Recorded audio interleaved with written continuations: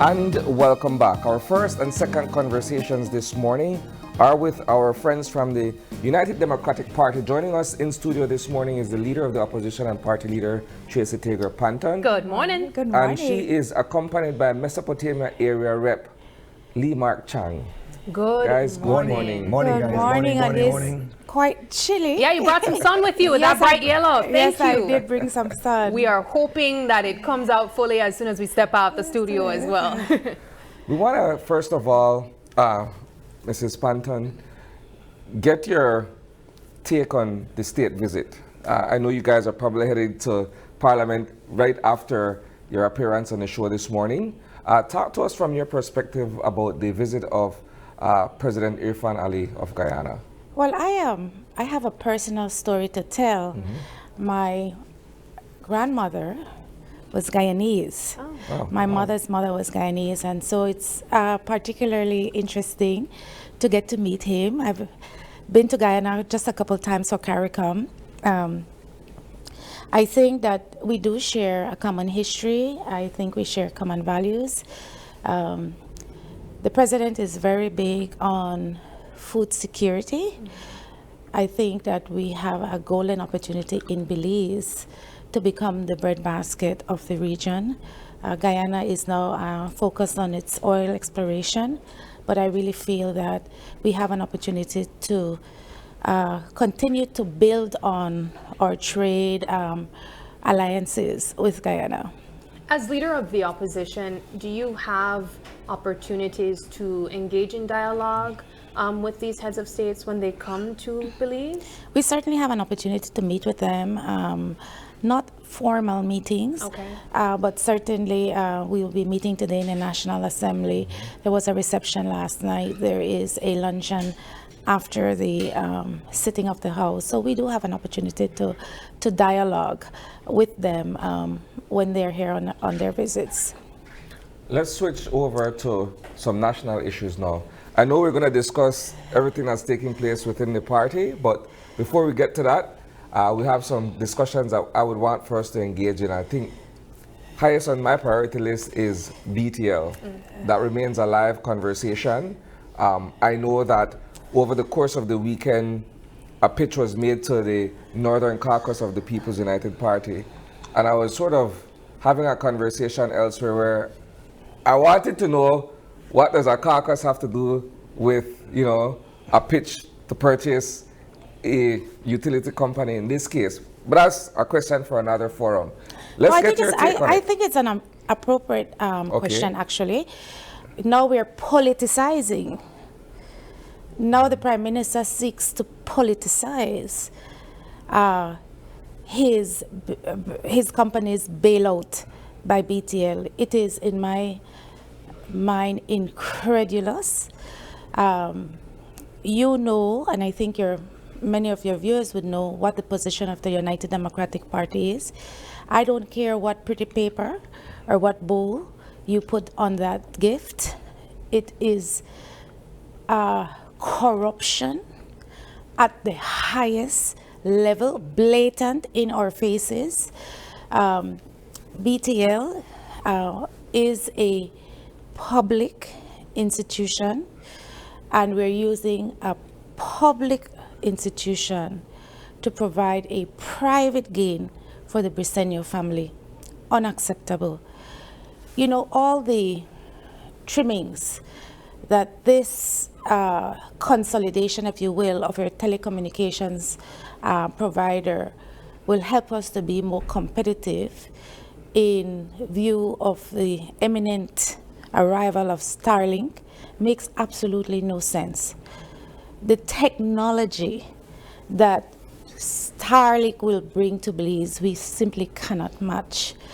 And we will need to have some sort of redundancy in our telecommunications industry if our BPO industry will continue to be viable in this country. So it is simply a bailout of SpeedNet Smart in the interest of private gain. And I don't see how anyone, any right-thinking Belizean, Let's look at Itisani.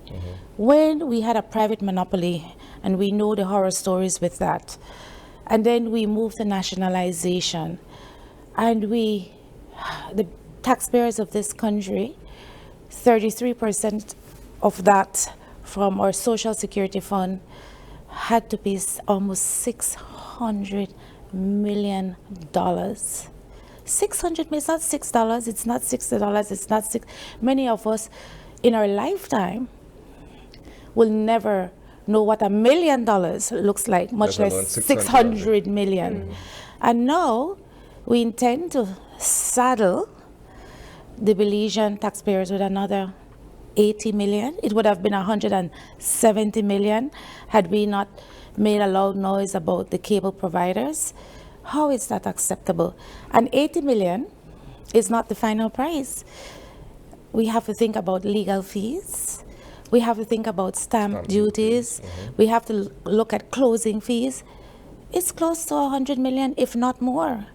And it's not a walk in the park, and it should not be in a walk in the park.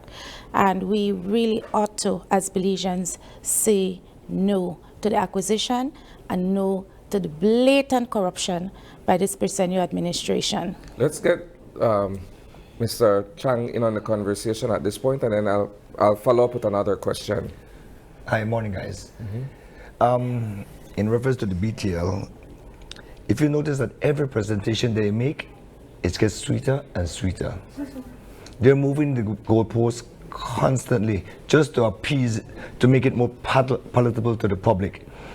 Garnering support from your own party is just wrong. If they want, put it out to a referendum. Let the people decide if we should buy smart. So every time they have a meeting, from when they had it with us, Partida, it was one thing, and it says, okay, 1 year no interest, and second year then they started paying, then it's 2 years now. You know, every time they try to make it a little bit more sweeter. 1 year guaranteed no rate, now it's 2 years guaranteed no rate increase, 3 years guaranteed rate. See, it's No money moving. down. No money down. Quick sale, fire sale, no And money the next down. presentation they make will probably be the same again. They're going to increase the suites just to try and make it more palatable to the public. But we want to see if smart is really that good of a buy. Open up the books, let us know some numbers. The only numbers they said they are willing to show us is 2025. What about prior? Before they moved most of government business to smart. So there was a valuation process that would have determined what the actual value of the 3 cable companies along with Smart was. I think this was done by Moore, if I'm not mistaken, right? Did you guys, in your position as opposition parliamentarians, get to look at any of that, or was that No, closed off from you? Absolutely not. So this is a part of the serious concern that we have. There is a 10-slide power presentation that, with all the bells and whistles, of course, that BTL has put together for its board, which they're now shopping around, including the Northern Caucus of the PUP, with nothing to examine, no assessments, no independent evaluation as far as we are concerned. Nothing that forms the assumptions that would prove or satisfy that this is a good deal. There has been absolutely no justification if I, according to my assessment, we understand that SpeedNet wants out for obvious reasons, we believe.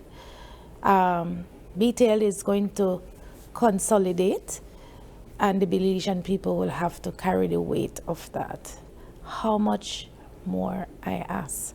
How much more does the working poor in this country have to carry the burden of really bad policy decisions. SSB will only meet this Wednesday. The PUC met. This matter should have been taken to the PUC first to get some indication of what the regulator would say. Which was going to be my next question, but yes. That has not happened. The PUC board met in anticipating that this matter would come before them. They were split right down the middle.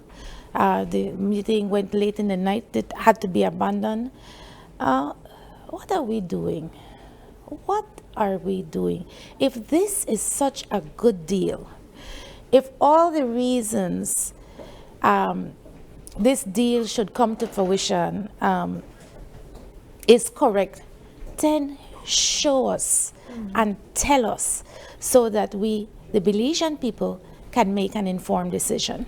So Go ahead. I wanted to chime in really quickly because we have been hearing from several other players in the conversation aside from the United Democratic Party. We have also included in the conversation the unions, several unions that have come forward, NTUCB, the Public Service Union, and they were also present at Tuesday's protest that we would have also highlighted. Aside from that, we have also heard from social partner senators as well, expressing concern regarding this consolidation.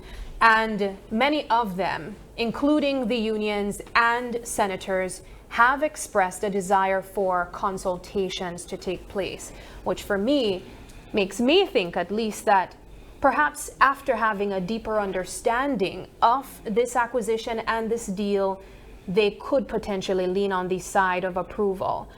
For your case, the United Democratic Party, are you saying that this is a downright terrible idea across the board, consultation or not? We do not support the acquisition of SpeedNet.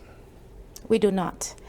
The United Democratic Party, the inherent conflict of interest in this deal alone makes it a no-brainer for us.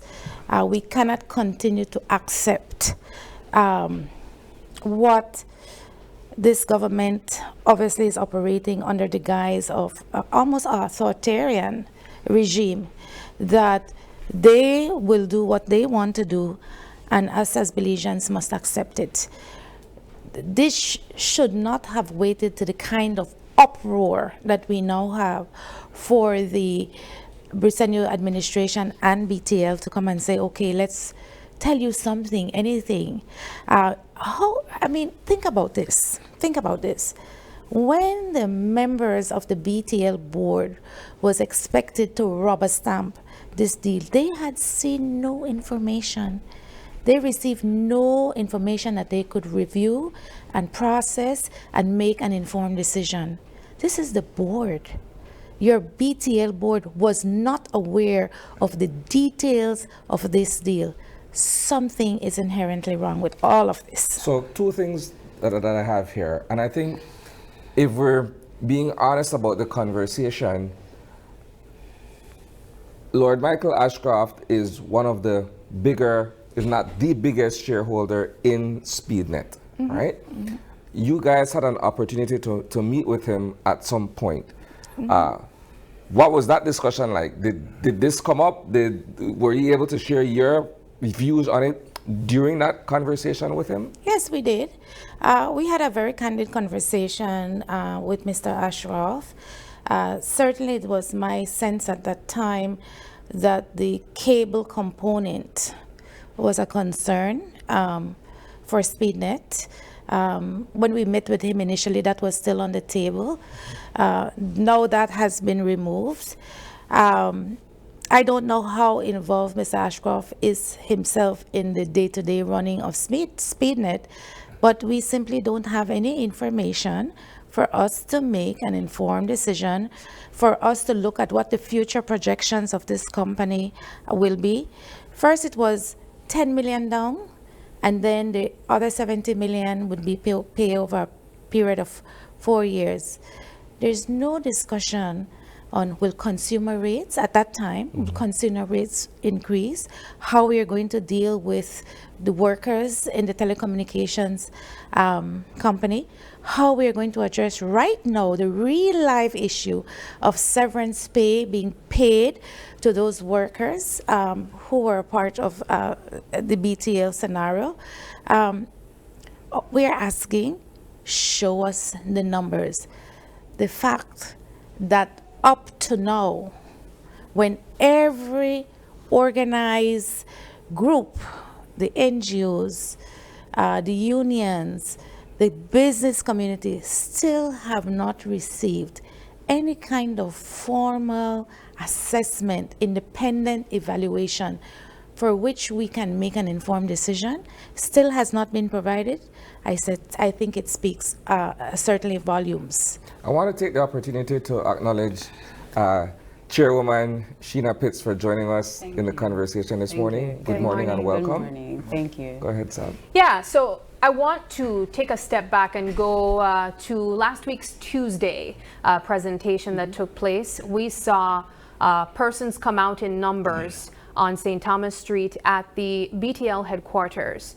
Now, there's a lot of mixed reviews regarding what took place on Tuesday. We saw the United Democratic Party bring out its numbers, as well as several unions come out as well.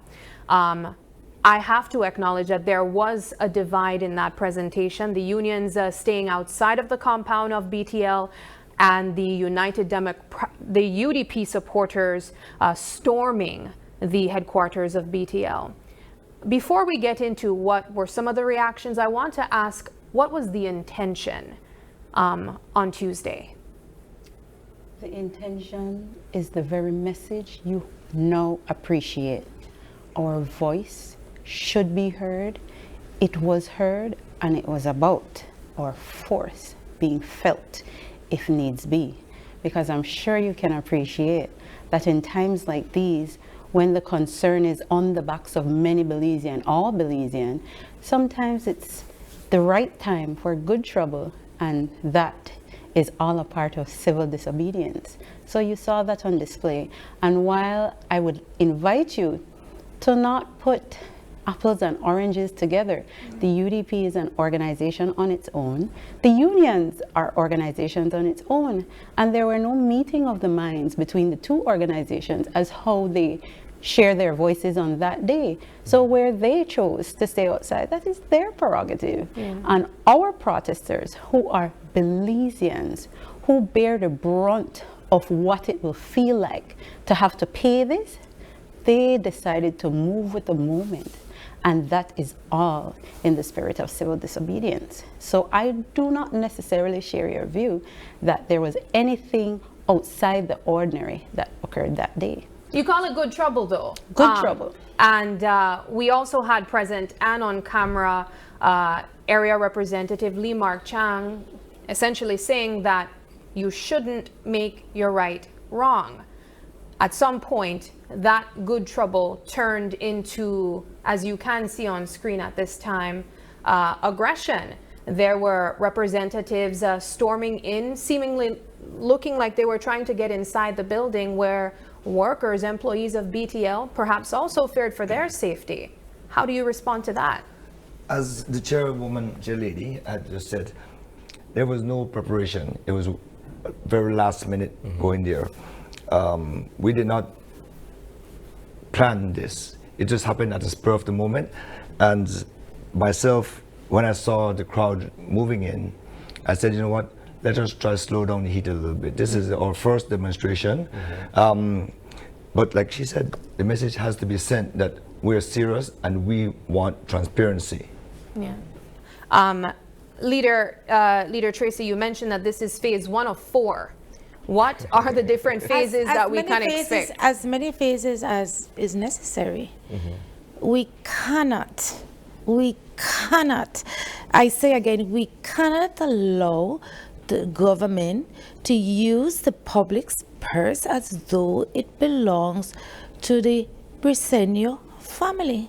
It's not. And you can't opt out, and I can't opt out of paying our Social Security. We have to. And if we miss a payment, or if we don't make, there are penalties. There's interest. And it affects your benefits down the road. And it so on. affects your benefits down the road. While we recognize that SSB is very liquid and need to invest, we cannot invest in a situation where there's such a blatant SSB, the chairperson of SSB resigned From the BTL board. from the BTL board. So let me ask this question then. The buck has to stop with someone.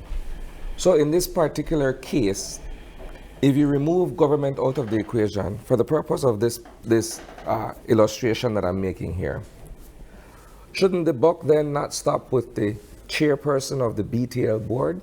What are your thoughts on the fact that perhaps he should have been transparent and open about this from the onset, which would have avoided all of the public doubt that has arisen because they were not clear and clean in what their intentions are? Is he capable?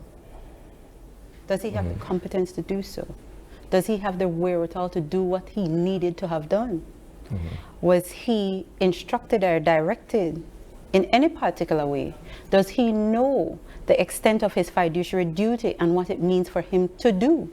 So for me, I wouldn't necessarily expect, but understand that this man, who is the chair of the board, is completely incompetent and ought not be there.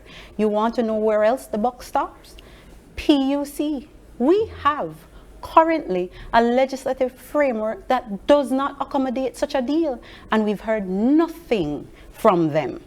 Absolutely nothing. So tell me, you want to put government aside. Let's not consider the chair of the board, Lizaraga, completely incompetent, and I have no qualm saying that. What of the PUC, that is the regulatory body, that is the body that is most important, because the more fundamental impacts of this deal has to do with the law and how the company can be regulated right now, considering that our legislation does not promote monopoly. So where is the PUC? You're a legal man, and I'm glad that we have you here on the couch with us this morning. Part of what is being argued, at least what was shared with me on Friday, is that while the Telecommunications Act as it stands speaks to an anti-monopoly position, I'm just using it loosely, it doesn't, however, speak to mergers. And I don't know if we're splitting hairs when it comes to that. And they have also come about and changed their tone when it comes to acknowledging that a monopoly is taking place. They are saying it's not a monopoly. Let's get your take on that, Ms. Briggs. Let me tell you, in any matter, and I'm not here to give free legal advice, I mean, it's how I make my money, but any argument, any legal problem, you will have two professionals who will be able to argue it two different ways to suit their position. And it is clear, the legislation is clear. Don't get invited into considering mergers, and a merger is distinct from a monopoly, or don't get invited into thinking that this is not what it is. You know what it is. I know what it is. And this is truly one of those situations where, law aside, fancy words and technicalities aside, you cannot make the rent space in your head with this one. Well, we have to put a quick pause to the conversation and take our first break. But when we come back, we will be continuing this conversation, discussing various other topics related to the status and the state of the UDP right now, and of course, what we can expect in the near future. Don't go anywhere. We'll be right back.